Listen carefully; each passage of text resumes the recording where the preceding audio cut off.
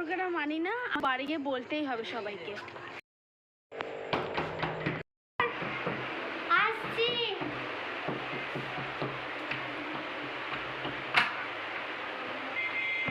ঠাকুমা কি কথা শুনুন, এখন চলো ওকে বলি না। তোমার নাতনি একটা বাজে দেখবা ছেলের সাথে প্রেম করছে। তাই নাকি বৌমা? তোমার বাবা সব দিয়ে বলছে এই ছেলেটা। এই সম্পর্কটা আমি মানি না, মানবো না। আমরাও মানবো না বাবা, আমাদেরকে ক্ষমা করে দিও। আমি ওকে ভালোবাসি, আমি লোকালগিরি ছেড়ে দেবো। মানি না তো মানবো। জানো তো আমাদের নাতনি একটা ছেলের সাথে প্রেম করছে। এখনকার ছেলে মেয়েগুলো তো ওইসব বাদ দাও, বাইরে যে বোন আছে ওর জন্য ইয়ে করো। ঠিক বলেছো বৌমা। ও বাজার থেকে মাছ নিয়ে আসো গা, যা। হ্যাঁ যাচ্ছি।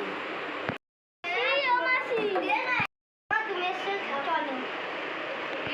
ও তুই এসেছিস, তুই দাঁড়া, আমি কিছু রান্না টান্না করে আনি। ঠিক আছে।